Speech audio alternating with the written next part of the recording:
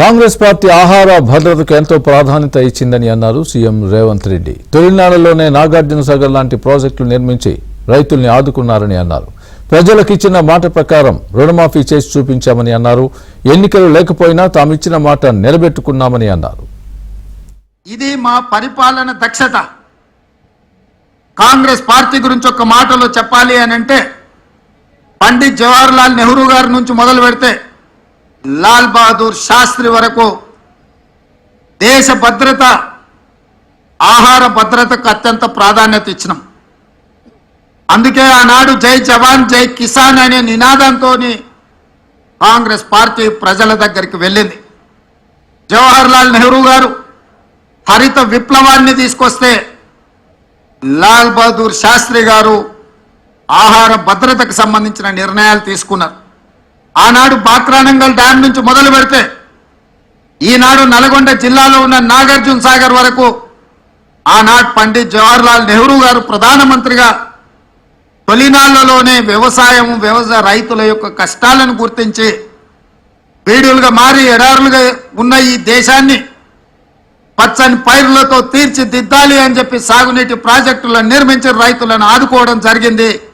వారి వారసులుగా శ్రీమతి ఇందిరాగాంధీ గారు పేదలకు అప్పు పుట్టాలి అని అంటే పెద్ద పెద్ద వ్యక్తుల దగ్గర అప్పులు తెచ్చి బానిసలుగా మారుతుంటే బ్యాంకుల పేరు మీద ప్రైవేటు వ్యక్తుల చేతుల్లో ఆర్థిక వ్యవస్థ మొత్తం బందీ అయి ఉంటే బ్యాంకులను జాతీయీకరణ చేసి పేద రైతాంగానికి తక్కువ వడ్డీలతో రుణాలు ఇచ్చే విధంగా శ్రీమతి ఇందిరాగాంధీ గారు బ్యాంకుల జాతీయీకరణ చేసింది. సెప్టెంబర్ 17, 2023 నాడు తుక్కుగూడ రంగారెడ్డి జిల్లాలో రాజీవ్ గాంధీ ప్రాంగణంలో శ్రీమతి సోనియా గాంధీ గారు 6 గ్యారెంటీలను ఇస్తే ఆ 6 గ్యారెంటీలను అమలు చేయడానికి నా సహచర మంత్రివర్గ సభ్యులందరూ కూడా సంపూర్ణంగా నాకు సహకారాన్ని అందించి అండగా నిలబడ్డారు. కాబట్టి ఈ రోజు మళ్ళీ 6,198 కోట్ల రూపాయలు రెండవ విడత రైతు రుణమాఫీ ఈ వేదిక మీద నిలబడి నేను చేయగలుగుతున్నాను. ఇది మా చిత్తశుద్ధి.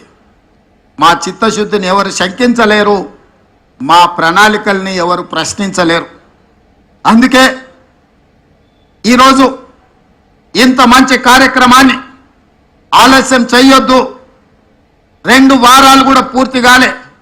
జూలై 18, 2024 నాడు మొదటి విడత ₹1,00,000 వరకు ఉన్న వాళ్ళకి అందరికీ మొదటి విడతలో వాళ్లకు అప్పులు చెల్లించి ఇప్పుడు 0 నుంచి 1,50,000 వరకు ఉన్న రైతులందరికీ ఇవాళ ఈ గంటలో మనం వాళ్ళ రుణాలను మాఫీ చేస్తున్నాం. నెల తిరగక ముందే 0 నుంచి 1,50,000 వరకు ఉన్న దాదాపుగా 18 లక్షల మంది రైతుల రుణాలను మాఫీ చేసి మా చిత్తశుద్ధిని నిరూపించుకున్నాం. ఇక 0 నుంచి 2 లక్షల వరకు ఉన్న రైతు రుణమాఫీని ఆగస్టు నెలలో చేసి ఆగస్టు నెల రైతులకు దేశానికి ఎట్లయితే స్వతంత్రం వచ్చిందో, పరాయి పీడనలో విముక్తి కలిగిందో, బ్యాంకుల నుంచి అప్పు రుణ విముక్తులను చేసి స్వేచ్ఛ జీవులను రైతులను చెయ్యాలనేదే మా ఆలోచన. జూలై నెల, ఆగస్టు నెల చరిత్రలో లిఖించదగిన నెలలు. నేను ఒక్క మాట స్పష్టంగా చెప్పదలుచుకున్నా. 77 సంవత్సరాల స్వతంత్ర భారతదేశంలో ఏ రాష్ట్రం కూడా 31,000 కోట్ల రూపాయల రుణమాఫీ చెయ్యలేదు.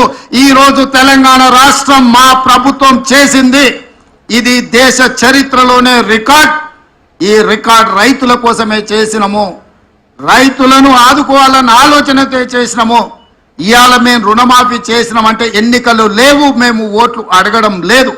ఎన్నికలు ఉన్నప్పుడు, ఓట్లు అడిగినప్పుడు రాజకీయ పార్టీలు ఇట్లాంటి నిర్ణయాలు చేస్తాయి తప్ప రాజకీయ ప్రయోజనం లేకుండా రైతు ప్రయోజనం కోసం ఎప్పుడు జరగలే. కానీ మేము రైతు ప్రయోజనానికే ప్రాధాన్యత ఇవ్వాలన్న ఆలోచనతో ఏ ఓట్లు లేనప్పుడు, ఏ సీట్లకు ఎన్నికలు జరగనప్పుడు ఈరోజు ఈ కార్యక్రమాన్ని తీసుకోవడం ద్వారా